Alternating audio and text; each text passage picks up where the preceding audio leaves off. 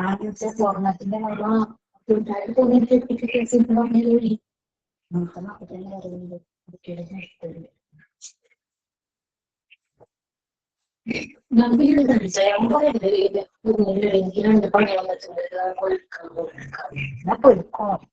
പൊയ്ക്കാനാ ഞാൻ കൊണ്ടുവരട്ടെ പിന്നറിയാമോ അപ്പോഴത്തേക്ക് ഒന്ന് പോയി പോന്നാ പോലെ ഒന്ന് ചൂടാണ്ട് ഞാൻ പോയിട്ട്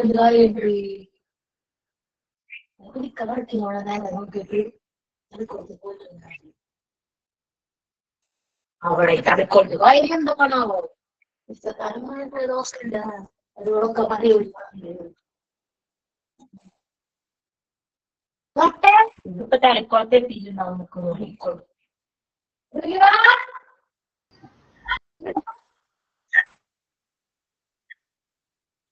എന്നിട്ട് ആക്കി വാതി ചേർത്തന്നെ എന്നിട്ട് ആൾക്ക് പച്ചവെള്ളം കൊണ്ടുവരുമോ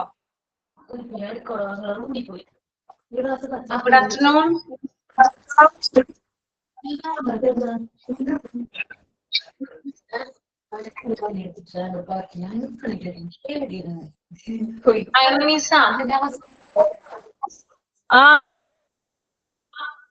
ഒന്ന് മ്യൂട്ട് ആക്കോ ശ്രദ്ധിച്ചിട്ടില്ല എനിക്ക് തോന്നി okay good afternoon good afternoon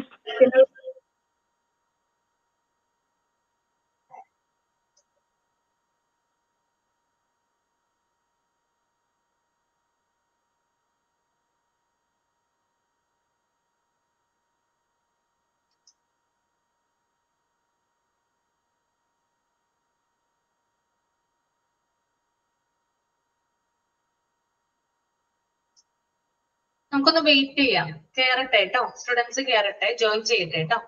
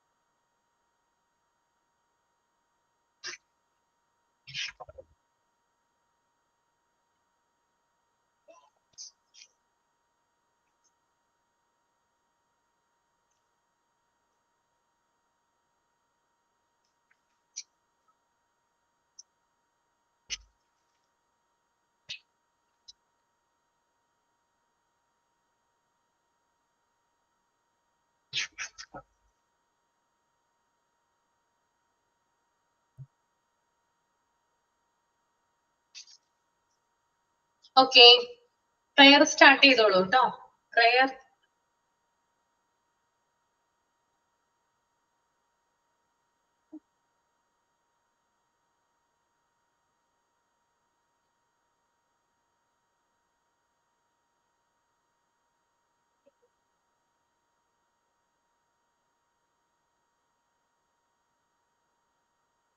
prayer ആരെങ്കിലും സ്റ്റാർട്ട് ചെയ്തോളൂ പ്ലീസ്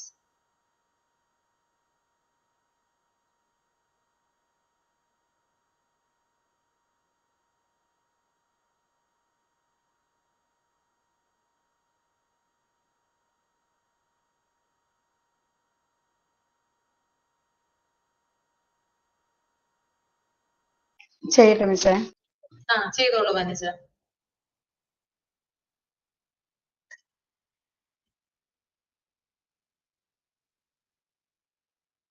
ലോകത്തിനാകവേ ശാന്തി നൽകിയിടുന്ന ലോകാദിനാഥനെ കൈ തൊഴുന്നേ തൃക്കാലടികളാൽ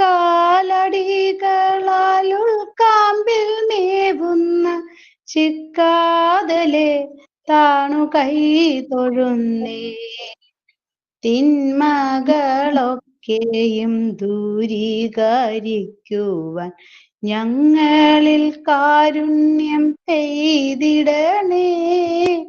കർമ്മനിരതരായി ഞങ്ങളെ മാറ്റുവാൻ കണ്ണു തുറന്നു കനിഞ്ഞിടണേ. എക്കാലം ഞങ്ങൾക്കു മുന്നോട്ടു പോകുവാൻ സത്യമാർഗം തെളിയിച്ചിടണേ. സത്യപ്രകാശമേ നിന്നിലലിയുവാൻ നിത്യവും ഞങ്ങൾ വണങ്ങിടുന്നേ. Good afternoon ma'am. Good afternoon. Okay, sign in ചെയ്യുന്നുണ്ടോ? Sign in.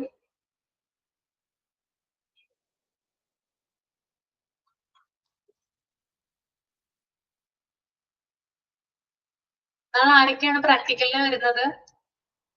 ലിസ്റ്റ് ഒക്കെ റെഡി ആയോ? ആ, ഏകദേശം ഒരു 10, 23, 24 ആളോളം പറഞ്ഞിട്ടുണ്ട്. ഞാനൊക്കെ വരുന്നുണ്ട്. അല്ലേ? മനുഷ്യരുടെ വീട് എവിടെയായിരുന്നു? എന്റെ വീട് പാലക്കാട്. ഞാൻ ഇന്ന് ഉച്ചയ്ക്ക് ഇവിടെ നിന്ന് ഇറങ്ങാണ്. ഉച്ചയ്ക്ക് ഇറങ്ങും? ആ, അവിടെ കളമശ്ശേരിയില് ചേച്ചിയുടെ മക്കള് അവിടെ വർക്ക് ചെയ്യുമ്പോൾ അവരവിടെ ഫ്ലാറ്റ് എടുത്തിരിക്കുന്നുണ്ട്. ഓ ഓ. അപ്പൊ ഞാനും എന്തായാലും ഒരു ഇതായില്ല. അപ്പൊ ഞാനും മോളും കൂടി ഇന്ന് ഉച്ചയ്ക്ക് ഇറങ്ങി അവിടെ ആക്കും ചെയ്യാലോ. അവരടുത്ത് വൈകിട്ട് അവിടെ ഇരിക്കാന്ന് പറഞ്ഞിട്ട് രാവിലെ എനിക്ക് അവിടെ നിന്ന് അങ്ങനെ വരാ പറഞ്ഞിട്ട്. അല്ലാണ്ട് ഇവിടെ പാലക്കാട്ടിൽ നിന്ന് വന്നിട്ട് രാവിലെ ആവില്ലല്ലോ. അപ്പൊ നോക്കിയപ്പോ എല്ലാം കൊണ്ട് വലിയ കുഴപ്പമില്ല അപ്പൊ ദിവസങ്ങൾ. അപ്പൊ അങ്ങനെ വരാന്ന് വെച്ചിട്ടാണ്. ദൂരെ നിന്നുള്ളവരാരൊക്കെയാ? പിന്നെ ദൂരെ നിന്നുള്ളവരാരെങ്കിലും ഉണ്ടോ വേറെ? കുറെ പേരുണ്ട്. അവരൊക്കെ ട്രെയിനൊക്കെ ഇതൊക്കെ രാവിലേക്കൊക്കെ ആക്കിയിട്ടുണ്ട് തോന്നുന്നു. എല്ലാവരും നേരത്തെ ട്രെയിനൊക്കെ കുറെ പേരുണ്ടായിരുന്നു. ഒക്കെ മലപ്പുറം അവിടെ ഇവിടെയൊക്കെ സ്ഥലങ്ങളൊക്കെ പറയുന്നുണ്ടായിരുന്നു. ട്രെയിനൊക്കെ രാവിലെ അവിടെ എത്തുന്ന തരത്തിൽ എല്ലാവരും ബുക്ക് ചെയ്തിരിക്കുക തോന്നുന്നു.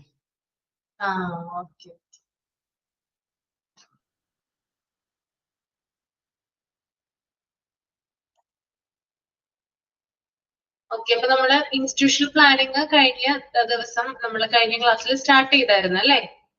കുറച്ച് കാര്യങ്ങൾ പറഞ്ഞല്ലേ? എന്താണ് പ്ലാനിങ് എന്നുള്ള കാര്യങ്ങൾ പറഞ്ഞിട്ടുണ്ടായിരുന്നു. ഓർമ്മയുണ്ടോ? ഓക്കെ. പാരഗ്രാഫ് അറ്റൻഡൻസ് ഇല്ലേ, അതൊന്ന് നോക്കാൻ പറഞ്ഞിട്ടുണ്ടായിരുന്നു. സ്പോട്ട് അറ്റൻഡൻസ് ഞാൻ എഴുതിക്കൊണ്ട് വരാൻ പറഞ്ഞിട്ടുണ്ടായിരുന്നു. അറ്റൻഡൻസിന്റെ എത്ര പേര് എഴുതി?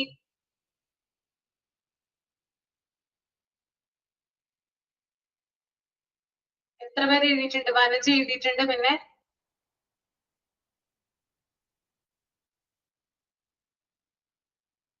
വേറെ ആരും എഴുതിയിട്ടില്ലേ? അത് ചെയ്തിട്ടില്ലേ? ലിനി ചെയ്തിട്ടില്ലേ? ലിനി, ജിനു? ഇല്ല മിസ്സേ, ഞാൻ ചെയ്തിട്ടില്ല. ചെയ്തിട്ടില്ല?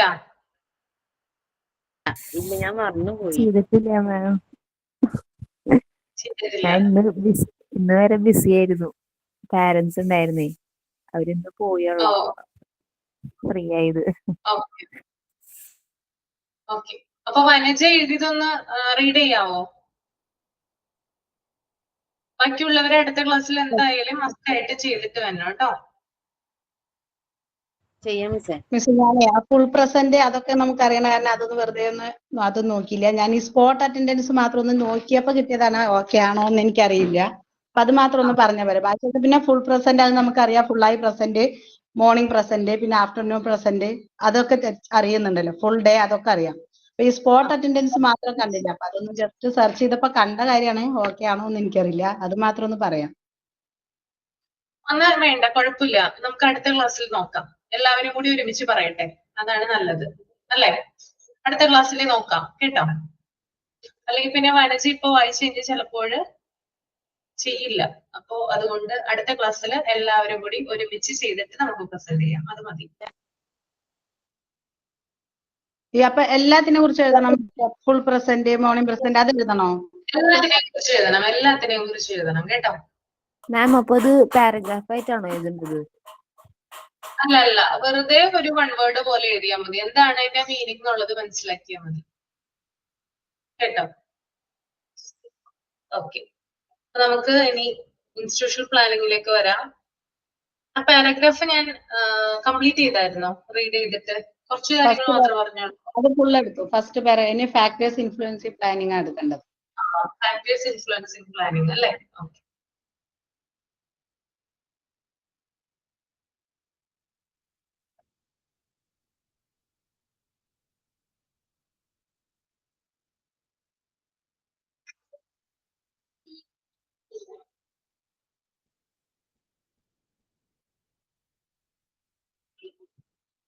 ഓക്കെ, അപ്പൊ പ്ലാനിങ്ങിനെ സ്വാധീനിക്കുന്ന അല്ലെങ്കിൽ ഇൻഫ്ലുവൻസ് ചെയ്യുന്ന ഘടകങ്ങൾ അഥവാ ഫാക്ടേഴ്സിനെ കുറിച്ചിട്ടാണ് താഴെ കൊടുത്തിരിക്കുന്നത്. അതിലൊന്നാണ് വർക്ക് ഫാക്ടർ എന്ന് പറയുന്നത്. Okay, it is simple or complex, time operation or repetitive. അതായത് ഒന്നാമത്തേതെന്ന് പറയുന്നത് കൊടുത്തിരിക്കുന്നത് പദ്ധതിയിലും പ്ലാനിങ്ങിലും കൊടുത്തിരിക്കുന്ന ജോലി. ഈ ജോലി ചെയ്തെന്ന് പറഞ്ഞാല് സ്കൂളിലാവുമ്പോൾ നമുക്കറിയാം ടീച്ചേഴ്സ് ഉണ്ട്, നോൺ ടീച്ചിങ് സ്റ്റാഫ് ഉണ്ട്, അതുപോലെ തന്നെ മറ്റ് പല സ്റ്റാഫുകളും എവിടെ ഉണ്ട്, സ്കൂളിലുണ്ട്. ഓക്കെ, പ്രിൻസിപ്പൽ ഉൾപ്പെടെയുള്ളവരുടെ കാര്യമാണ് ഞാൻ പറയുന്നത്. അപ്പൊ അവർക്ക് കൊടുത്തിരിക്കുന്ന ജോലി എന്ന് പറയുന്നത് സിമ്പിൾ ആണോ അല്ലെങ്കിൽ കോംപ്ലക്സ് ആണോ, ലളിതമായിട്ടുള്ള ജോലിയാണോ അല്ലെങ്കിൽ സങ്കീർണമായിട്ടുള്ള ജോലിയാണോ കൊടുത്തിരിക്കുന്നത് നോക്കാറുണ്ട്, ഇതിനകത്ത് ഉൾപ്പെടുത്താറുണ്ട്. അതുപോലെ തന്നെ റിപ്പീറ്റേറ്റീവ് ആണോ, അതായത് ഒന്നിൽ കൂടുതൽ തവണ ആവർത്തിക്കുന്ന ജോലിയാണോ. ഓക്കെ, അപ്പോ സിമ്പിൾ ഓർ കോംപ്ലക്സ് നോക്കാറുണ്ട്, റിപ്പീറ്റേറ്റീവ് ആണോ എന്നും നോക്കാറുണ്ട്. That is work factor. രണ്ടാമത്തേതാണ് സ്റ്റാഫ് ഫാക്ടർ. സ്റ്റാഫ് ഫാക്ടറിൽ വരുന്നത് എന്താണ്? Skills of talents of the staff required. അതായത് അവിടെ ജോലി ചെയ്യുന്ന സ്റ്റാഫിന്റെ കഴിവുകൾ എന്താണ്, അവരുടെ ടാലന്റ് എന്താണെന്ന് ഉൾപ്പെടുത്താറുണ്ട്. ഇതൊക്കെ എന്ത് ചെയ്യും? നോട്ട് ചെയ്ത് വെക്കും. അപ്പൊ നമുക്കറിയാം ഒരു സ്കൂളില് പലതരത്തിലുള്ള സ്റ്റാഫുകൾ ഉണ്ടാവും അല്ലെ. ഇപ്പൊ ടീച്ചേഴ്സ് ഉണ്ടാവും, നോൺ ടീച്ചിങ് സ്റ്റാഫ് ഉണ്ടാവും. ഈ ടീച്ചേഴ്സ് എന്ന് പറഞ്ഞാൽ നമുക്കറിയാം എല്ലാവരും പഠിപ്പിക്കാനായിട്ട് കഴിവുള്ളവരാണ് അല്ലെ. കഴിവ് ഉണ്ടായത് കൊണ്ടാണ് അവരെ തിരഞ്ഞെടുക്കുന്നത് സ്കൂളിലേക്ക് വേണ്ടിയിട്ട്. പക്ഷെ അവരിൽ തന്നെ മറ്റു പല കാര്യങ്ങളില് ടാലൻസ് ഉള്ള ടീച്ചേഴ്സ് ഉണ്ട്. ഇപ്പൊ ചില ടീച്ചേഴ്സിന് ഡാൻസിന് കൂടുതൽ ഇൻട്രസ്റ്റ് ഉണ്ടാകാം, ചില ടീച്ചേഴ്സ് പാട്ട് പാടുന്ന ടീച്ചേഴ്സ് ഉണ്ടാവാം. ഓക്കെ, അപ്പൊ അങ്ങനെ പല മേഖലകൾ, അതായത് പഠിപ്പിക്കുന്നതിനേക്കാൾ പുറമെ പല മേഖലകളിൽ അവർക്ക് കഴിവുകൾ ഉണ്ടാവാം. അപ്പൊ ഇത് സ്കൂൾ മാനേജ്മെന്റ് നേരത്തെ തന്നെ അറിഞ്ഞിരിക്കണം. അതായത് ആ പ്ലാനിങ് തയ്യാറാക്കുമ്പോൾ ഇന്ന ടീച്ചേഴ്സിന് ഇന്ന കഴിവുകളാണ് ഉള്ളത് എന്ന് തന്നെ നേരത്തെ തന്നെ നോട്ട് ചെയ്യണം എന്നാണ് പറയുന്നത്. That is staff factor. മൂന്നാമത്തതാണ് കോസ്റ്റ് ഫാക്ടർ. കോസ്റ്റ് ഫാക്ടർ എന്ന് പറഞ്ഞാൽ എന്താണ്? Usefulness to the students. അതായത് വിദ്യാർത്ഥികളും അധ്യാപകരും സമൂഹത്തിനുള്ള, അതായത് വിദ്യാർത്ഥികളെ കൊണ്ടും സ്റ്റുഡൻസിനെ കൊണ്ടും ടീച്ചേഴ്സിനെ കൊണ്ടും സമൂഹത്തിന് എന്തൊക്കെയാണ് ഉപയോഗമുള്ളത്, ഇത്തരത്തിലുള്ള ഒരു ഓവറോൾ എന്താ പറയാ ഒരു ഇവാലുവേഷൻ നടത്തിയിരിക്കണം. ഇപ്പൊ ഓരോ സ്റ്റുഡൻസും സ്കൂളിൽ നിന്ന് പാസ് ഔട്ട് ആയി പോകുമ്പോൾ പുറത്തേക്ക് അവർ ചെല്ലുന്ന സമയത്ത് സമൂഹത്തിന്റെ ആവശ്യകത എന്താണ്, അവരെ കൊണ്ട് സമൂഹത്തിന് എന്താണ് ആവശ്യകത, ഇത്തരത്തിലുള്ള കാര്യങ്ങൾ നേരത്തെ തന്നെ അറിഞ്ഞിരിക്കുക എന്നുള്ളതാണ് കോസ്റ്റ് ഫാക്ടറിൽ വരുന്നത്. നാലാമത്തേതാണ് time factor, urgency of the plan. അതായത് നമ്മളൊരു പദ്ധതി തയ്യാറാക്കുന്ന സമയത്ത് നമുക്കറിയാം അത് ഇത്ര നാളുകൊണ്ടായിരിക്കും ചിലപ്പോൾ നമ്മൾ തീർക്കുന്നത് അല്ലെ. ഇപ്പൊ നമ്മളായാലും നമ്മുടെ ഡെയിലി ലൈഫിൽ പല പ്ലാനുകളും കാര്യങ്ങളൊക്കെ നടപ്പിലാക്കാറുണ്ട് അല്ലെ.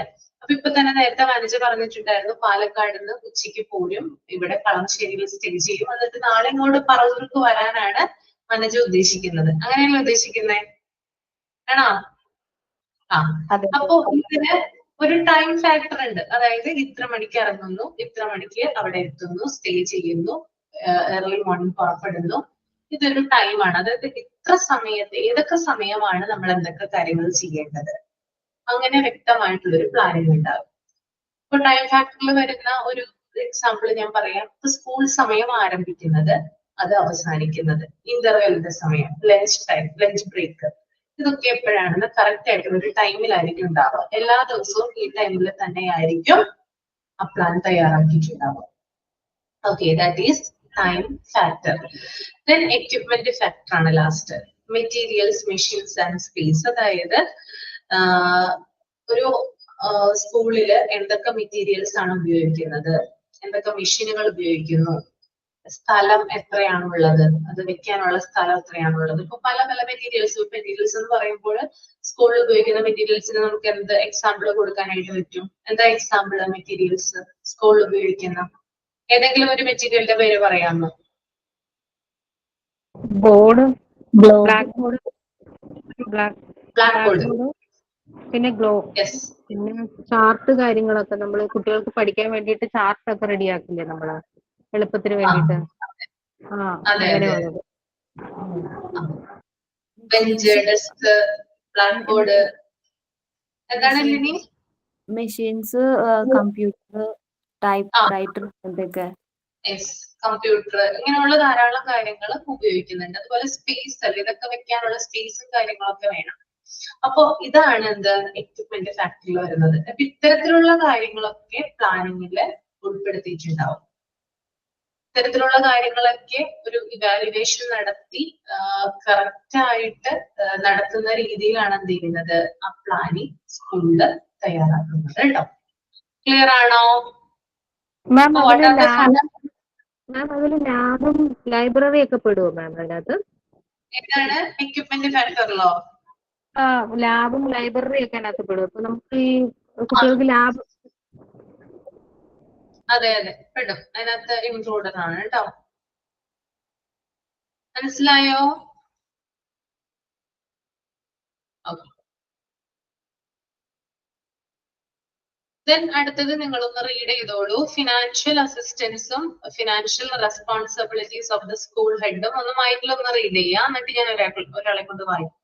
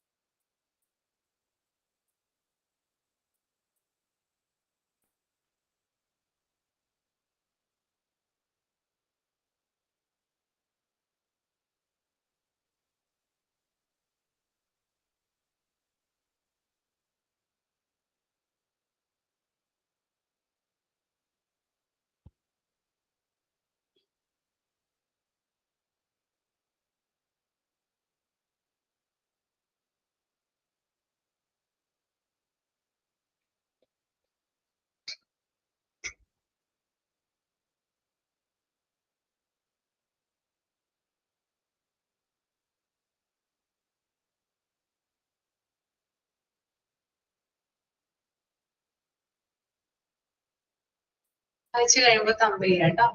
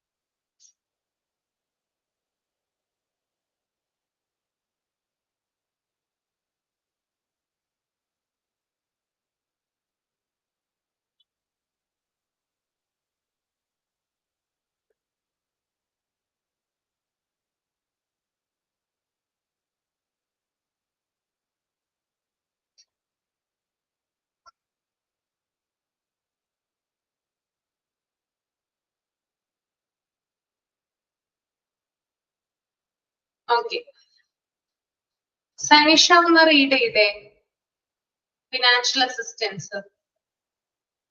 Okay. Reliant upon the strength. വായിക്കട്ടെ മിസ്സേ? വായിച്ചോളൂ. Financial assistance. Reliant upon the strength of the school, the teacher is entrusted with the work of fees collection. Even except the principal or the head of the institution, other teacher will not be given the work of salary disbursement or making financial decisions. Financial management emphasizes the aspects of school finance, budgeting, and accounting procedures. The control and management of school finance is the major responsibility of a school head. School finance is assigned to the money needed to pay staff, maintain the institution, and keep services going. Budget refers to a financial plan for a year. It includes the expected revenue and expenditure for each year. Accounting refers to the record keeping information about income and expenditure showing the net loss or surplus. Okay, കുഞ്ഞി കരയുന്നുണ്ടോ? കളിക്കുകയാണല്ലേ? Okay, എത്ര വയസ്സായി? 4 മാസമാവണുള്ളൂ. മാസമാണല്ലേ? Okay, അതാണ് ഇങ്ങനെ ഞെരുക്കങ്ങൾ കേൾക്കുന്നത്. Okay,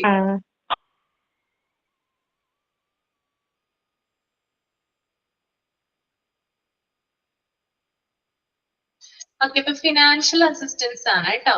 ഇവിടെ പറയുന്നുണ്ട്, reliant upon the strength of the school the teacher is entrusted with the work of fees collection. Even the principal or the head of the institution, other teachers will not be given the work of salary disbursement or making financial decisions.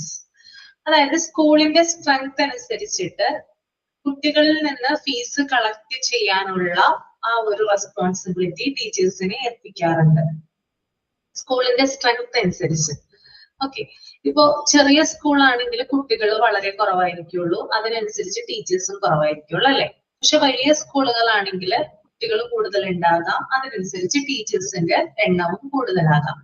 അപ്പോ ആ എണ്ണം അല്ലെങ്കിൽ ആ ഒരു fees collect ചെയ്യുന്ന രീതി എന്ന് പറയുന്നത് സ്കൂളിന്റെ സ്ട്രെങ്ത് അനുസരിച്ചിട്ടാണ്. ഓക്കെ, ചെറിയ സ്കൂൾ ആണെങ്കിൽ നമ്മൾ വളരെയധികം കൂടുതലായിട്ട് എന്താ പറയാ, നമുക്ക് ഹെഡേക്കോ കാര്യങ്ങളോ ഒന്നും ഉണ്ടാവില്ല, വളരെ കുറച്ച് കുട്ടികൾ മാത്രമേ ഉണ്ടാവുള്ളൂ, വളരെ കുറച്ച് പേരിൽ നിന്ന് മാത്രമേ നമ്മൾ ഫീസ് കളക്ട് ചെയ്യാനായിട്ട് പോവുള്ളൂ. പക്ഷെ വലുതാണെങ്കിൽ നമുക്ക് അതിനനുസരിച്ചുള്ള റെസ്പോൺസിബിലിറ്റിയും കൂടിക്കൊണ്ടിരിക്കും. പിന്നെ അതുപോലെ തന്നെ പ്രിൻസിപ്പൽ അല്ലെങ്കിൽ ഹെഡ് ഓഫ് ദ ഇൻസ്റ്റിറ്റ്യൂഷൻ ആണ് ഒരു സ്കൂളില് എന്തിനുള്ള റെസ്പോൺസിബിലിറ്റി ഉള്ളത്. അതായത് ഇവിടെ പ്രത്യേകിച്ച് എടുത്ത് പറയുന്നുണ്ട്, ഒരു സ്കൂളിലെ പ്രിൻസിപ്പൽ അല്ലെങ്കിൽ ഹെഡ് ഓഫ് ദ ഇൻസ്റ്റിറ്റ്യൂഷൻ ഒഴികെ മറ്റെല്ലാ ടീച്ചേഴ്സിനും സാലറി ഡിസ്ട്രോപ്മെന്റ് എന്ന് പറഞ്ഞാൽ എന്താണ്, വിതരണമാണ് കേട്ടോ. സപ്ലൈ എന്ന് പറയും അതിനെ, കുറച്ചുകൂടി ഇലാബറേറ്റ് ആയിട്ട് കൊടുത്തിരിക്കുന്നതാണ് കേട്ടോ. ഡിസ്ട്രോപ്മെന്റ് മീൻസ് സപ്ലൈ അഥവാ വിതരണം, സാലറി വിതരണം. ഓക്കെ, അല്ലെങ്കിൽ ശമ്പള വിതരണം എന്ന് പറയും നമ്മള്.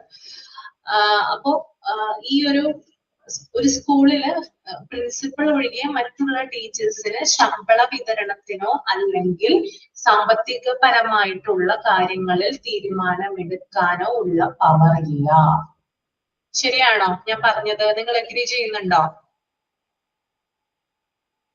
എല്ലാത്തിനും അവകാശം പ്രിൻസിപ്പാളിനാണ് അല്ലെ, അല്ലെങ്കിൽ ഹെഡ് ഓഫ് ദ ഇൻസ്റ്റിറ്റ്യൂഷൻ ആണ് എന്തിനുള്ള അവകാശമുള്ളത് അല്ലെങ്കിൽ പവർ ഉള്ളത്, ശമ്പള വിതരണവുമായി ബന്ധപ്പെട്ട കാര്യങ്ങൾ. ഇപ്പൊ നമുക്കറിയാം എല്ലാ സ്കൂളുകളിലും അക്കൗണ്ട് ത്രൂ ആണ് സാലറി ക്രെഡിറ്റ് ആവുന്നത് അല്ലെ. മുമ്പൊക്കെ എങ്ങനെയായിരുന്നു? കയ്യില് കൊടുക്കുമായിരുന്നു അല്ലെ. മാനേജ്മെന്റ് കൊണ്ടുവന്ന് പ്രിൻസിപ്പാളിനെ ഏൽപ്പിക്കും, പ്രിൻസിപ്പാളായിരിക്കും കവറിൽ ഇട്ടിട്ട് ക്യാഷ് ടീച്ചേഴ്സിനെ ഏൽപ്പിക്കുന്നത് അല്ലെ. ഓക്കെ, അപ്പൊ അത് ചെയ്യാനുള്ള ഉത്തരവാദിത്വം ആർക്കാ? ഹെഡിനാണെന്നാണ് പറയുന്നത്.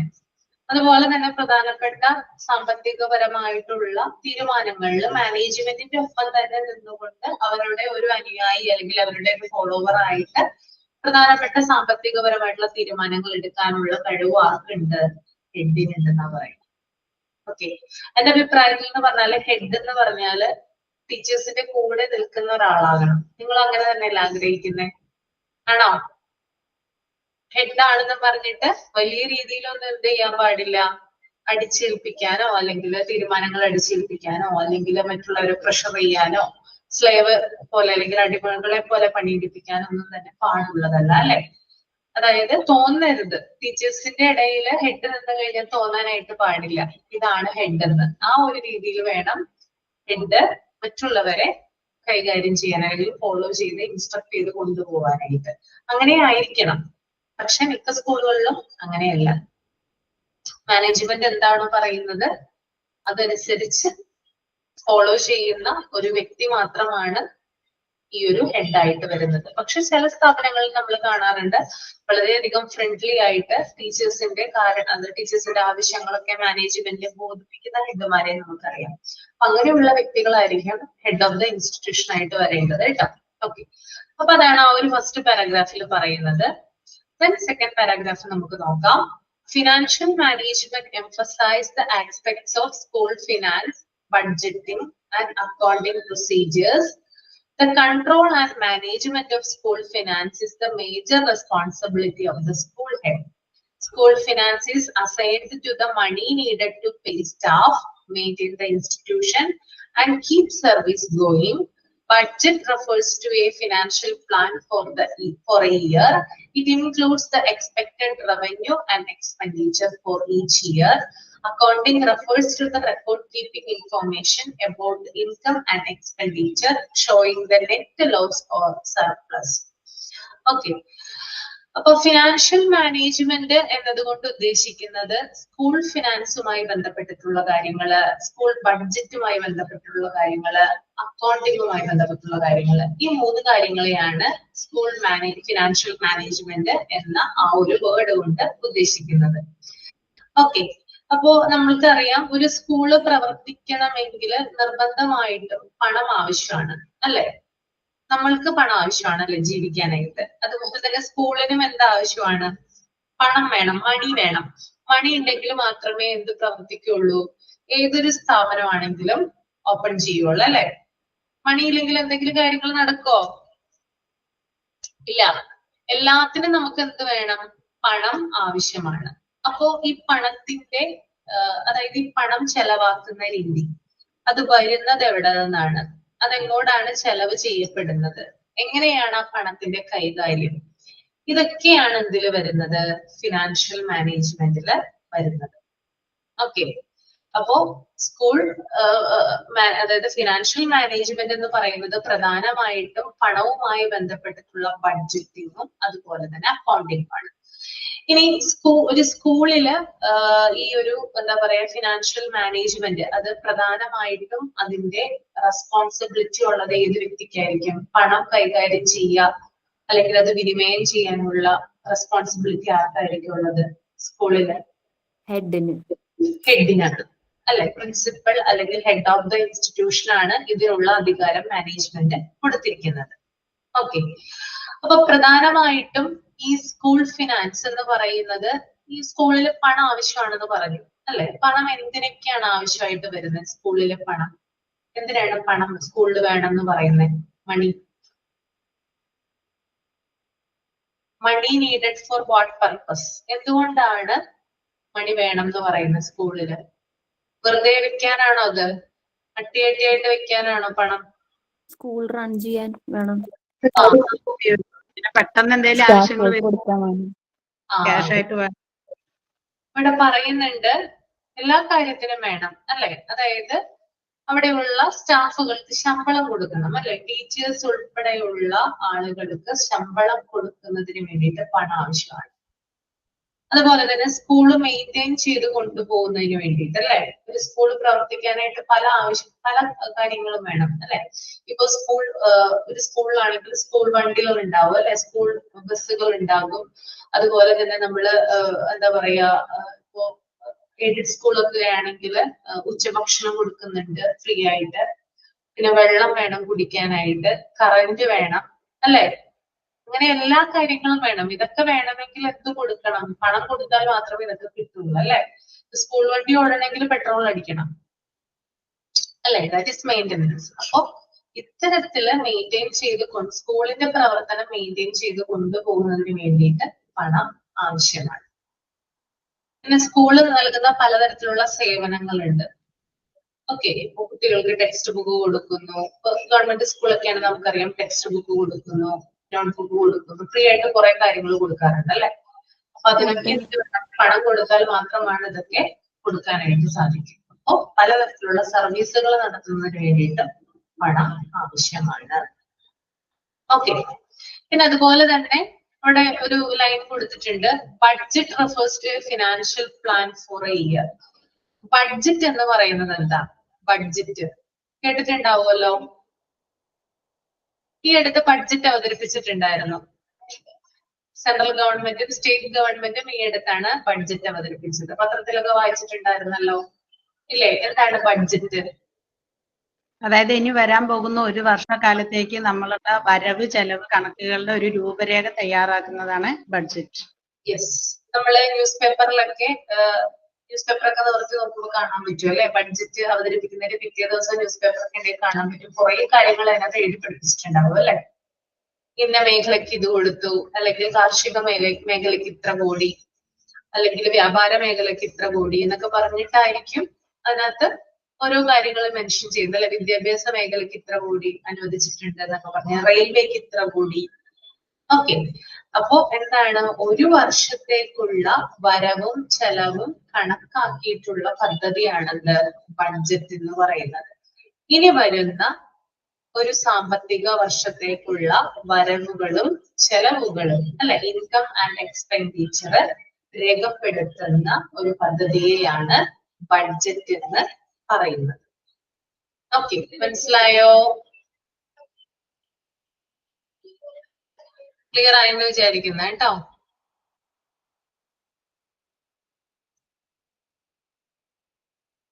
ഓക്കെ, അപ്പൊ ബഡ്ജറ്റ് എന്ന് പറഞ്ഞാൽ ഒരു വർഷത്തേക്കുള്ള പ്ലാൻ തയ്യാറാക്കുന്നതാണ്. എന്നാൽ അക്കൗണ്ടിങ് എന്താ? അക്കൗണ്ടിങ് എന്താ? ബഡ്ജറ്റ് അക്കൗണ്ടിങ് തമ്മിൽ വ്യത്യാസമുണ്ട്. രണ്ടും ഒരേ ഇതിൽ തന്നെ ഉള്ളതാണ്, എന്നാലും രണ്ടും തമ്മിൽ പറയുമ്പോൾ വ്യത്യാസമുണ്ട്. അക്കൗണ്ടിങ് എന്താ? അക്കൗണ്ടിന്റെ ക്യാഷ് എന്തിനൊക്കെ എങ്ങനെയൊക്കെ ചെലവാക്കണം എന്നുള്ളതിന്റെ ഒരു കണക്കല്ലേ അക്കൗണ്ടിങ് ഉദ്ദേശിക്കുന്നത്? ഞാൻ ചോദിക്കട്ടെ, ഈ അക്കൗണ്ടന്റ് കണക്കുകളാണ് അക്കൗണ്ട്സിൽ ഉണ്ടാവുക. നമ്മള് ചെലവും വരവ്, ഇനി സർപ്ലസ്, ഇതുപോലെ നീട്ടി വെക്കാൻ നമ്മൾ എടുത്തു വെക്കാനുള്ള പ്രോഫിറ്റ് ലോസ് എല്ലാം. യെസ്, അക്കൗണ്ടിങ് എന്ന് പറഞ്ഞാൽ റെക്കോർഡ് കീപ്പിംഗ് ആണ്. അതായത് നമ്മൾ ചെലവാക്കിയിട്ടുള്ള തുക, അല്ലെങ്കിൽ നമുക്ക് വന്നിട്ടുള്ള തുക, ഇൻകം ആയിട്ട് വന്നിട്ടുള്ള തുക, ഇതൊക്കെ രേഖപ്പെടുത്തി വെക്കുന്നതിനെയാണ് അക്കൗണ്ടിങ് എന്ന് പറയുന്നത്. ഓക്കെ, അപ്പൊ നമ്മുടെ ചെലവുകളും ഇൻകം ആൻഡ് എക്സ്പെൻഡിച്ചർ രേഖപ്പെടുത്തി വെക്കുക, അല്ലെങ്കിൽ റെക്കോർഡ് കീപ്പ് ചെയ്ത് വെക്കുന്നതിനെ എന്ത് പറയുന്നു? അക്കൗണ്ടിങ് എന്ന് പറയുന്നു. അപ്പൊ ഇങ്ങനെ രേഖപ്പെടുത്തി വെച്ച് കഴിഞ്ഞാൽ എന്താ ഗുണം? നമുക്ക് അറിയാൻ പറ്റും നെറ്റ് ലോസ് ഓർ സർപ്ലസ്, അതായത് നമുക്ക് ലാഭമാണോ നഷ്ടമാണോ നമുക്ക് ഉണ്ടായതെന്ന് അറിയാനായിട്ട് സാധിക്കും. അപ്പൊ നിങ്ങൾ തന്നെ ഒരു മാസത്തേക്കുള്ള വീട്ടു ചെലവുകൾ അല്ലെ, നിങ്ങൾക്ക് ഇപ്പൊ ഒരു മാസത്തേക്ക് ഏതൊക്കെ വിധേയനെയാണ്, അല്ലെങ്കിൽ എന്തിനൊക്കെയാണ് പൈസ ചെലവായത്, എവിടെ നിന്നൊക്കെയാണ് നിങ്ങളുടെ കയ്യിൽ ഇൻകം കിട്ടിയിട്ടുള്ളത്, ഇതൊക്കെ കറക്റ്റ് ആയിട്ട് ഒരു ബുക്കിൽ ഒരു മാസത്തെ കണക്ക് രേഖപ്പെടുത്തി വെച്ച് കഴിഞ്ഞാല് നമുക്ക് മനസ്സിലാക്കാൻ പറ്റും ഈ ഒരു മാസം നമുക്ക് ഏതിനോടാണ് കൂടുതലായിട്ട് പൈസ പോയിട്ടുള്ളത് എന്ന് മനസ്സിലാക്കാൻ പറ്റും.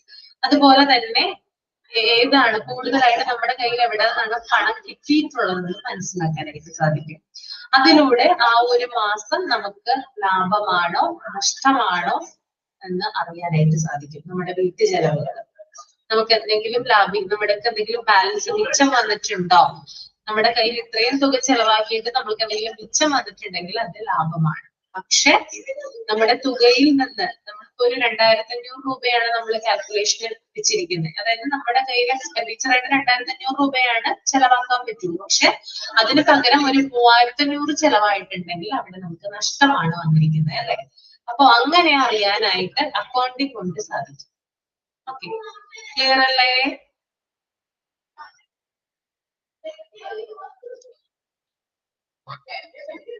Okay, then next one, financial responsibilities of the school head.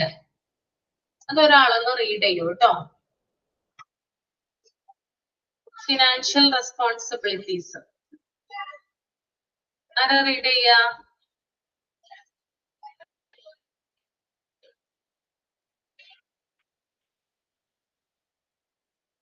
ഞാൻ വായിക്കാം. Okay. Financial responsibilities of the school head.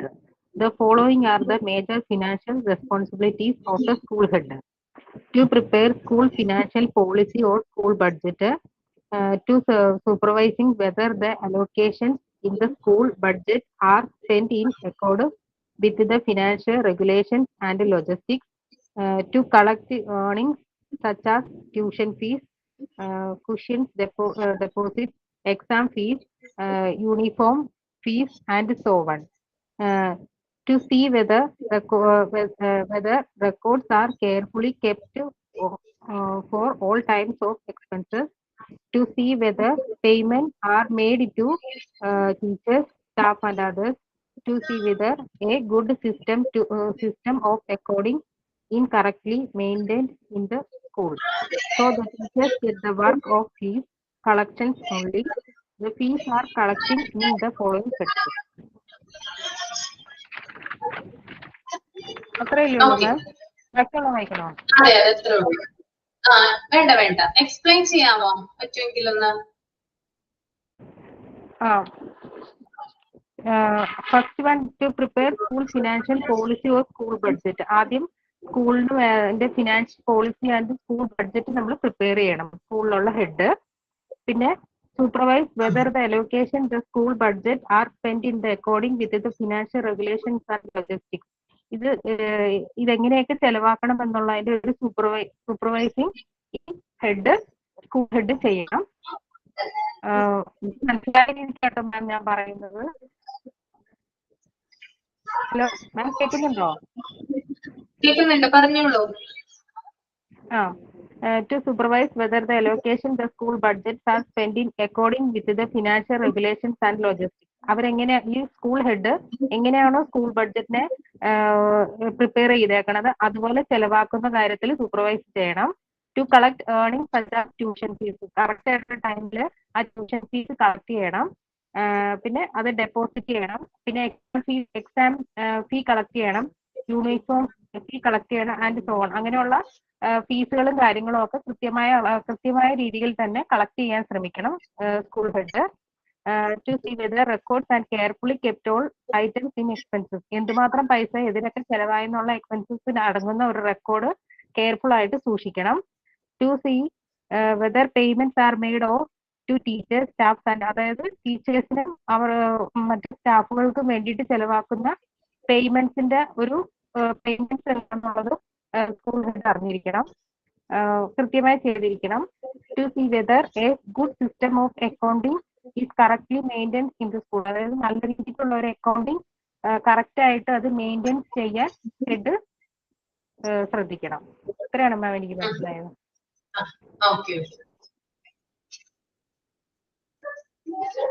വേറെ ആർക്കെങ്കിലും എന്തെങ്കിലും മനസ്സിലായിട്ടുണ്ടോ? ഉണ്ടെങ്കിൽ പറയാം.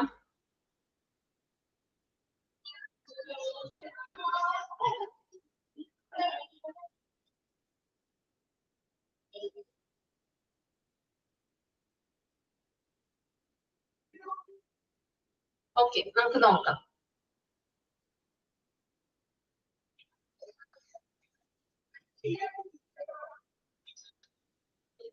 The following are the major financial responsibilities of the school head. School headന്റെ പ്രധാനപ്പെട്ടിട്ടുള്ള ഫിനാൻഷ്യൽ റെസ്പോൺസിബിലിറ്റീസ്, അതായത് സാമ്പത്തികപരമായിട്ടുള്ള ഉത്തരവാദിത്തങ്ങളെ കുറിച്ചിട്ടാണ് താഴെ കൊടുക്കുന്ന പോയിന്റ്സിൽ പറഞ്ഞിരിക്കുന്നത്. First one, to prepare school financial policy or school budget. ആദ്യത്തേത് സ്കൂൾ ബഡ്ജറ്റ് തയ്യാറാക്കുക എന്നുള്ളതാണ് കേട്ടോ. ഒരു സ്കൂൾ ബഡ്ജറ്റ്, ഒരു വർഷത്തേക്കുള്ള സ്കൂൾ ബഡ്ജറ്റ് തയ്യാറാക്കുക. രണ്ടാമത്തത്, to supervise whether the allocation in the school budget are spent in accord with the financial regulation and the logistics. അതായത് ചെലവുകളൊക്കെ നിയമാനുസൃതമായിട്ട് നടക്കുന്നുണ്ടോ എന്ന് മേൽനോട്ടം കൊടുക്കുക. ഓക്കെ, അതായത് ബഡ്ജറ്റിൽ പറഞ്ഞിരിക്കുന്ന കാര്യങ്ങൾക്കൊക്കെയാണോ ശരിയായിട്ട് പണം വിനിയോഗിക്കുന്നത്, അതും സ്കൂളിന്റെ നിയമങ്ങൾക്കനുസരിച്ചിട്ടൊക്കെയാണോ പണം ചെലവാക്കുന്നത് എന്ന് മേൽനോട്ടം കൊടുക്കുക. ഓക്കെ, പ്ലാനിങ് തയ്യാറാക്കുമ്പോൾ ഞാൻ പറഞ്ഞു ഇന്ന മേഖലക്ക് അല്ലെങ്കിൽ ഇന്ന കാര്യത്തിന് ഇത്ര രൂപ കരുതി വെച്ചിട്ടുണ്ടെന്ന് പറയും, അല്ല നീക്കി വെച്ചിട്ടുണ്ടെന്ന് പറയും. പക്ഷെ അത് ഇന്ന കാര്യങ്ങൾക്കും വേണ്ടി മാത്രമാണ്. ഇപ്പോ സ്കൂൾ വണ്ടികളിൽ പെട്രോൾ അടിക്കണം അല്ലെ, അപ്പൊ മാസം ഇത്ര തുക അതിന് വേണ്ടിയിട്ട് നമ്മൾ നീക്കി വെക്കണം. പക്ഷെ ആ തുക എടുത്ത് നമുക്ക് മറ്റു പല കാര്യങ്ങൾക്ക് യൂസ് ചെയ്യാനായിട്ട് പാടില്ല. ഓക്കെ, അപ്പൊ അത്തരത്തില് കറക്റ്റ് ആയിട്ടാണോ കാര്യങ്ങൾ നടക്കുന്നത് സൂപ്പർവിഷൻ കൊടുക്കേണ്ടത് ആരാണ്? സ്കൂൾ ഹെഡ് ആണ്. Then മൂന്നാമത്തത്, to collect earnings such as tuition fees, caution deposit, exam fees, uniform fees and so on. അതായത് ഈ സ്കൂൾ ഹെഡിന്റെ നേതൃത്വത്തിൽ അല്ലെങ്കിൽ അവരുടെ സൂപ്പർവിഷനിലാണ് ടീച്ചേഴ്സ് കുട്ടികളിൽ നിന്ന് പല തരത്തിലുള്ള ഡെപ്പോസിറ്റുകൾ കളക്ട് ചെയ്യുന്നത്. ട്യൂഷൻ ഫീസ് ഉണ്ട്. ട്യൂഷൻ ഫീസ് എന്ന് പറഞ്ഞാൽ എന്താണ്? കുട്ടികൾ പഠിക്കുന്നതിന് വേണ്ടിയിട്ട് മാസാമാസം അടയ്ക്കുന്ന ഫീസ് ആണെന്ന് ട്യൂഷൻ ഫീസ് എന്ന് പറയുന്നത്. മറ്റൊന്ന് കോഷൻ ഡെപ്പോസിറ്റ് ആണ്. അതായത് അഡ്മിഷൻ സമയത്ത് സെക്യൂരിറ്റി ഫണ്ട് ആയിട്ട് കുട്ടികളിൽ നിന്ന് സ്വീകരിക്കുന്ന എമൗണ്ടിനെയാണ് എന്ത് പറയുന്നത്? കോഷൻ ഡെപ്പോസിറ്റ് എന്ന് പറയുന്നത്. Then exam fees. ഓരോ എക്സാം വരുമ്പോഴും അല്ലെ, ഓരോ ടേമിൽ ഓരോ എക്സാം വരുമ്പോഴും എന്ത് ചെയ്യാറുണ്ട്? കുട്ടികളിൽ നിന്ന് ഫീസ് കളക്ട് ചെയ്യാറുണ്ട് അല്ലെ, പലതരത്തിലുള്ള കാര്യങ്ങൾക്കാണ് അല്ലെ. എക്സാം പേപ്പറിന് വേണ്ടിയിട്ടാവാം, ത്രെഡ് മേടിക്കുന്നതിന് വേണ്ടിയിട്ടാകാം, ക്വസ്റ്റ്യൻ പേപ്പർ പ്രിന്റിങ്ങിന് വേണ്ടിയിട്ടാകാം, അങ്ങനെ പലതരത്തിൽ എന്ത് ചെയ്യാറുണ്ട്? എക്സാം ഫീസ് കളക്ട് ചെയ്യാറുണ്ട്. നിങ്ങൾക്ക് എന്തെങ്കിലും ഡിസ്റ്റർബൻസ് വരുന്നുണ്ടോ? ശബ്ദം വരുന്നുണ്ടോ? ഒരു സെക്കൻഡ് കേട്ടോ.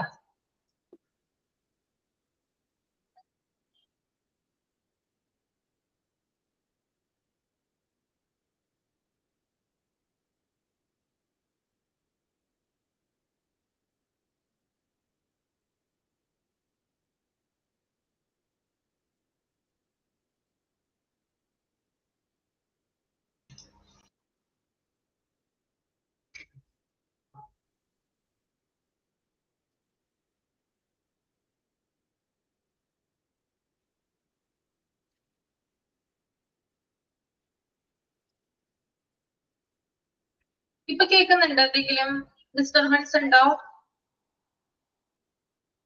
ഇല്ല. ഓക്കെ.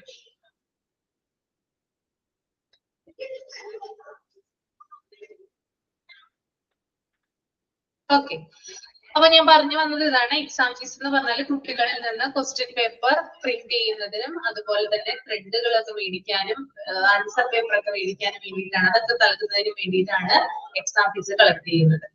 പിന്നെ യൂണിഫോം ഫീസ് ഉണ്ട് അല്ലെ. യൂണിഫോം ഫീസ് നമുക്കറിയാം, യൂണിഫോമിന് വേണ്ടിയിട്ട് അത് പ്രൊവൈഡ് ചെയ്യുന്നതിന് വേണ്ടിയിട്ട് നൽകുന്ന ഫീസാണ്. ഞാൻ നാളെ കാണണോ? നാളെ കാണണോ? കാണാൻ ആഗ്രഹമുണ്ടോ? കാണാൻ ആഗ്രഹമുണ്ട്. ഞാൻ എന്ത് ചെയ്യണമെന്ന് കണ്ടിട്ടില്ലല്ലോ. എന്താണ്? കണ്ടിട്ടില്ലല്ലോ. കണ്ടിട്ടില്ല അല്ലെ. ഞാൻ നാളെ എന്തായാലും ലീവാണ്. ഞാൻ നാളെ ഉണ്ടാവില്ല, കോൺവെക്കേഷൻ നടക്കുവാണ്. അപ്പൊ കോൺവെക്കേഷന് എന്തായാലും ഉണ്ടാവില്ല. പക്ഷെ ഞാന് വരാൻ ഞാൻ ശ്രമിക്കാം കേട്ടോ. Okay ma'am. എനിക്ക് 1:30-ക്കാണ് എക്സാം ഉള്ളത്. അപ്പോ ഒരു 12 മണിക്കെങ്കിലും നിങ്ങളെ വന്ന് കണ്ടാലാണ് എനിക്ക് എക്സാം സെന്ററിൽ 1 മണി കഴിയുമ്പോഴത്തേന് എത്താനായിട്ട് പറ്റുള്ളൂ. കുറച്ചുള്ളിലാണ് എക്സാം സെന്റർ. പറവൂര് തന്നെയാണ്, പക്ഷെ ബസ് റൂട്ട് ഇല്ല. അതുകൊണ്ട് നടന്നൊക്കെ കുറച്ച് പോകേണ്ടി വരും. അപ്പോ ഞാൻ നോക്കട്ടെ കേട്ടോ. പിന്നെ എക്സാം കഴിയുമ്പോ 3:15 ആകും. 3:30 മണിയാകും എക്സാം കഴിയുമ്പോ. പക്ഷെ അതിനുള്ളിൽ നിങ്ങളുടെ പ്രാക്ടിക്കൽ കഴിഞ്ഞാൽ നിങ്ങൾ എല്ലാവരും പോവില്ലേ?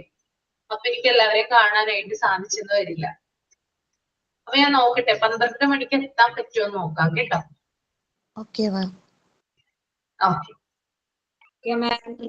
നാളെ കാണാം. നാളെ കാണാം. ഓക്കെ, എനിക്ക് നിങ്ങളെ കാണാനായിട്ട് ഭയങ്കരധികം ആഗ്രഹമുണ്ട്.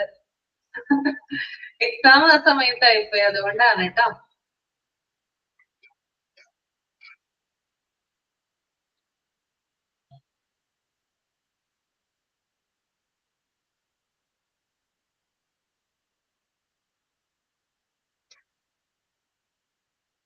റസ്മിന ഉണ്ടാവില്ലേ? ഉണ്ടാവുമെന്ന് പറഞ്ഞിട്ടുണ്ടായിരുന്നല്ലോ. ബ്രദർ പോവാണെന്നല്ലേ പറഞ്ഞത് അല്ലെ? ആ ഓക്കെ, വരാൻ പറ്റില്ല അല്ലെ. സാറില്ല, കോൺവെക്കേഷൻ കാണാലോ. കോൺവെക്കേഷൻ എന്തായാലും വരുമല്ലോ. വരാത്തവര് വിഷമിക്കേണ്ട, കോൺവെക്കേഷന് കാണാം കേട്ടോ.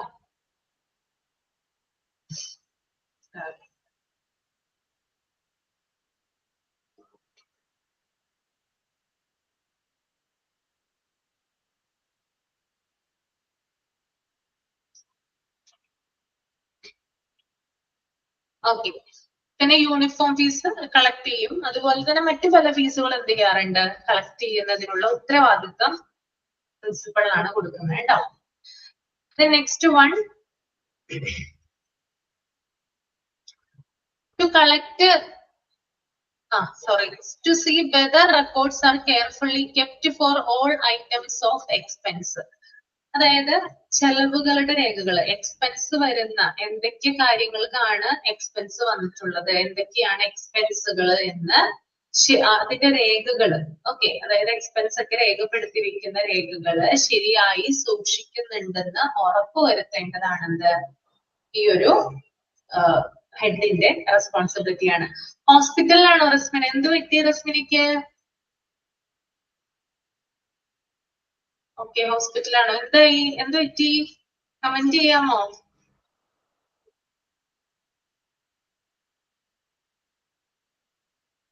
മോൾക്ക് സുഖമില്ല? ഓ ഓ ഓ, ഫീവർ ആണല്ലേ? ഓക്കെ, വേഗം സുഖമായിക്കോളൂ കേട്ടോ, ഞാൻ പ്രാർത്ഥിക്കാം.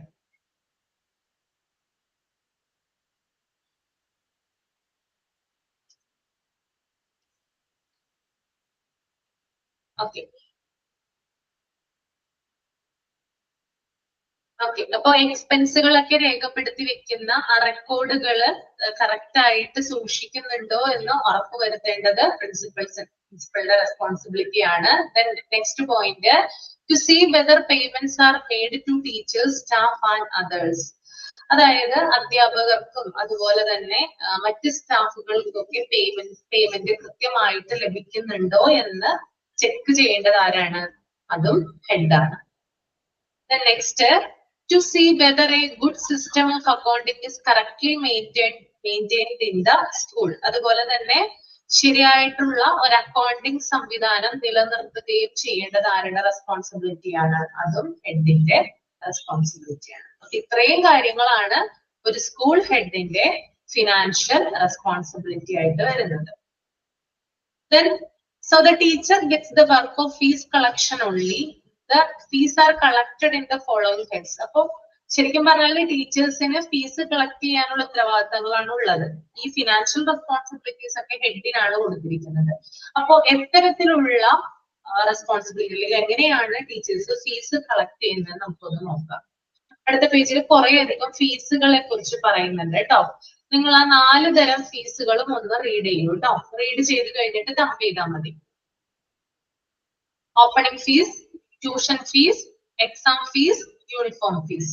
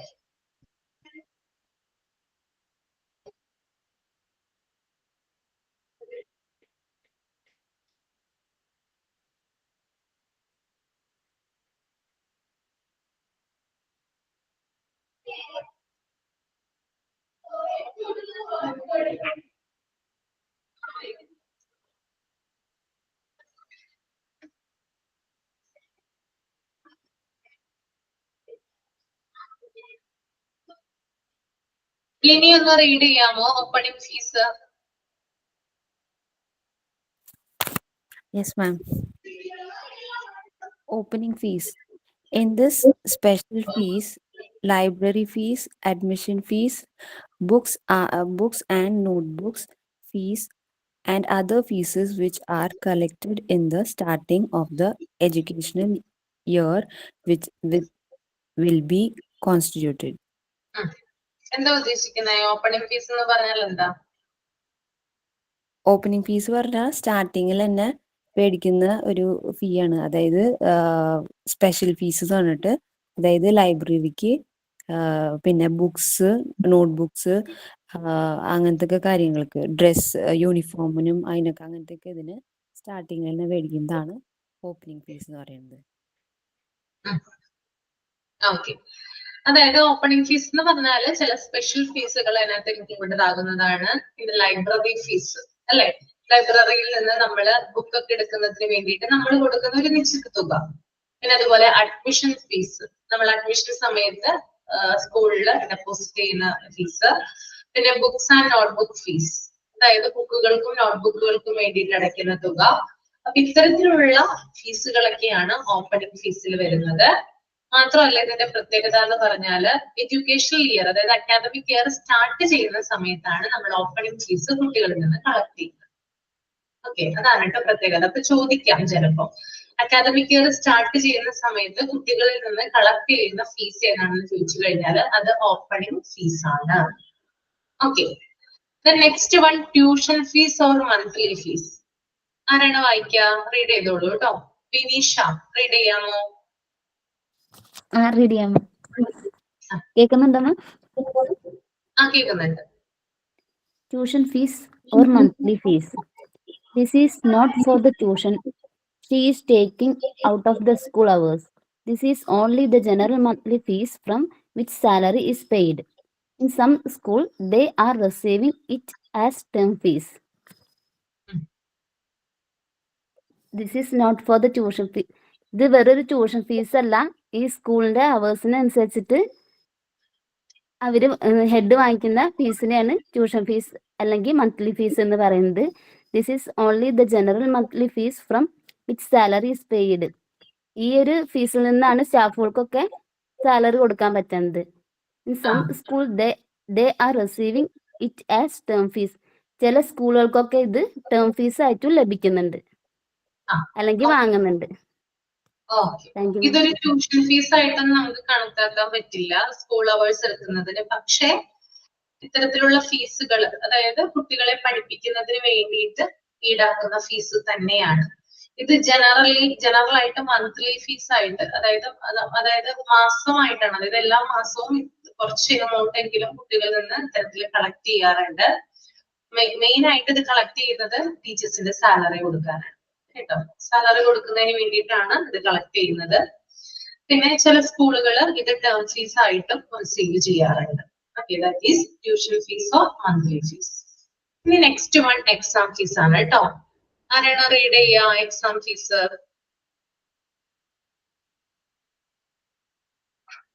എക്സാം ഫീസ് റീഡ് ചെയ്യാമോ anyone? Exam fees. To meet the question paper printing, cost and answer paper, thread and other needs, many of the school collect. These fees are called exam fees. In total for all the exams together or separately for quarterly, half-yearly and annual. To meet the question paper are printing cost and answer paper. ഈ exam fees എന്ന് പറഞ്ഞു കഴിഞ്ഞാൽ ഈ question paper ഉണ്ടാക്കുമ്പോൾ അതിനുള്ള answer paper ഒക്കെ print ചെയ്യാൻ വേണ്ടിയിട്ടും ക്വസ്റ്റ്യൻ പേപ്പർ പ്രിന്റ് ചെയ്യാൻ വേണ്ടിയിട്ടൊക്കെ മണി വേണമല്ലോ. അപ്പൊ അതിന് വേണ്ടിയിട്ട് ഹെഡ് വാങ്ങിക്കുന്ന ഫീസാണ് എക്സാം ഫീസ്. പിന്നെ ത്രെഡ് ആൻഡ് അതർ നീഡ്സ്, പിന്നെ അതിന്റെ ത്രെഡിനും പിന്നെ അത് വേറെയുള്ള കാര്യങ്ങൾക്കൊക്കെ വേണ്ടിയിട്ട് ഒരുപാട് സ്കൂളിൽ നിന്ന് ഇങ്ങനെ ഫീസ് വാങ്ങിക്കാറുണ്ട്. പിന്നെ ദീസ് ഫീസ് ആർ കോൾഡ്, ഈ ഒരു ഫീസിനെയാണ് പറയുന്നത് എക്സാം ഫീസ് എന്ന് പറയുന്നത്. In total for all exam together or separately for quarterly എക്സാമിനും ഹാഫ് ഇയർലി എക്സാമിനും പിന്നെ ആനുവൽ എക്സാമിനൊക്കെ വേണ്ടിയിട്ട് സ്കൂളിൽ നിന്ന് ഹെഡ് ഈടാക്കുന്ന മണിയെയാണ്, ഫീസിനെയാണ് എക്സാം ഫീസ് എന്നുകൊണ്ട് ഉദ്ദേശിക്കുന്നത്.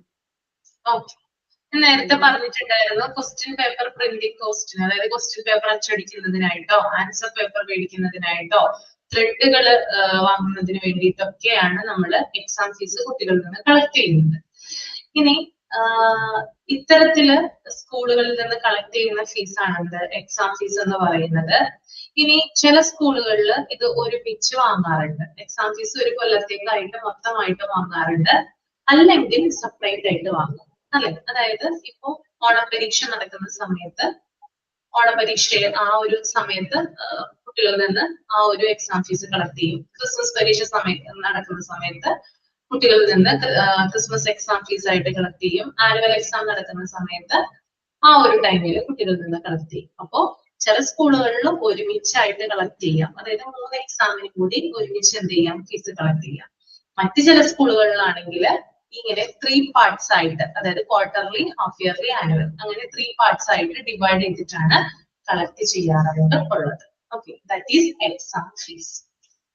ക്ലിയർ ആണോ? ഓക്കെ ആണ്. ഓക്കെ, അപ്പൊ നമുക്ക് യൂണിഫോം ഫീസ് ഇനി നെക്സ്റ്റ് ക്ലാസ്സിൽ കണ്ടിന്യൂ ചെയ്യാം കേട്ടോ.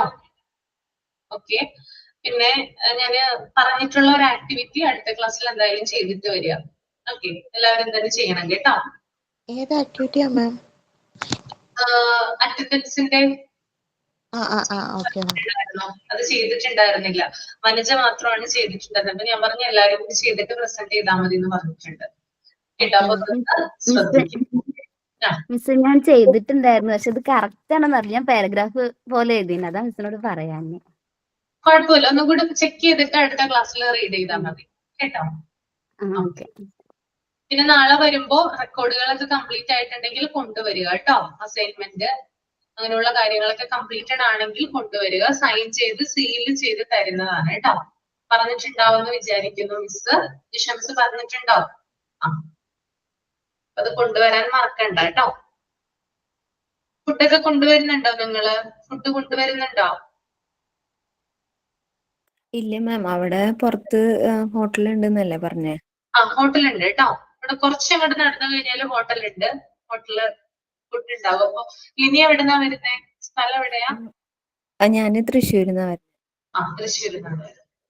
അപ്പൊ മോർണിംഗ് ഒരു 6-7 ഒക്കെ ആയിട്ട് വരിക. അപ്പൊ പിള്ളേരൊക്കെ ഇത് കഴിഞ്ഞ് വരുമ്പോ ചിലപ്പോ നമ്മള് പാക്ക് ചെയ്തൊന്നും വരില്ല, ഓട്ടോ. അത് കാരണം പിന്നെ വേണ്ട, അവിടെ തന്നെ ആക്കാന്ന് വെച്ചേ.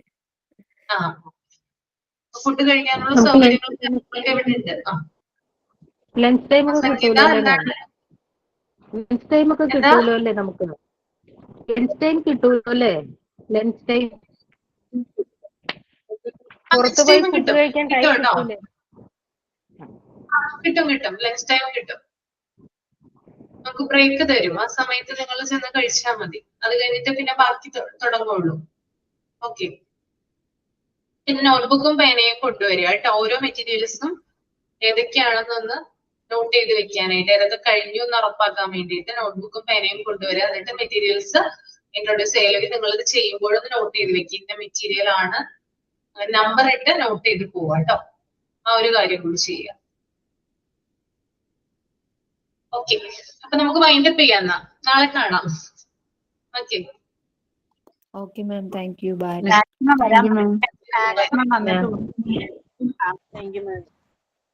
മാക്സിമം ഞാൻ വരാൻ നോക്കാം കേട്ടോ. ഞാന് ലെവലിലെ കുട്ടികൾക്ക് ഞാൻ ഉണ്ടായിരുന്നില്ല. എന്നിട്ട് ഞാൻ വന്നു, അവിടെ നിന്ന് വന്നു. അനിയത്തി വന്നിട്ടുണ്ടായിരുന്നു ദുബായിൽ നിന്ന്. അപ്പോ വരാൻ പറ്റിയിട്ടുണ്ടായിരുന്നില്ല. പക്ഷെ ആ സമയത്ത് വന്നു, അവര് വിളിച്ചു വരാൻ പറഞ്ഞിട്ട്, നിർബന്ധപൂർവ്വം വിളിച്ചു. എന്നിട്ട് പിന്നെ വന്ന് കണ്ട് ജസ്റ്റ് കണ്ടു പോയി. അപ്പൊ എന്തായാലും ഞാൻ വരാം കേട്ടോ. ടീച്ചേഴ്സിനെയും ഫ്രണ്ട്സിനെയും ഒക്കെ കാണാനുള്ള ഒരു അഡ്ജസ്റ്റ്മെന്റിലാണ്. അപ്പൊ ഫോണിലൂടെയല്ലേ എല്ലാവരെയും കണ്ടിട്ടുള്ളൂ. അതൊരു ഇതുണ്ട്. എല്ലാവരും നാളെ ടീച്ചേഴ്സ് ആയാലും നമ്മളെല്ലാവരും ജിഷമിസ് ഉണ്ടാവും നിങ്ങളുടെ കൂടെ എന്തായാലും. മറ്റു ടീച്ചേഴ്സ് പിന്നെ കോൺവെക്കേഷൻ സ്റ്റേജിലായിരിക്കും. ചിലപ്പോൾ ഉച്ചയോട് കൂടി കോൺവെക്കേഷൻ കഴിയും. അത് കഴിഞ്ഞ് പിന്നെ അവര് ഫ്രീ ആവും. ഓക്കെ, അപ്പൊ നമുക്ക് നാളെ കാണാം കേട്ടോ. Bye. Thank you. Okay, Thank you, ma'am. Thank you. Thank you ma'am. Thank you ma'am.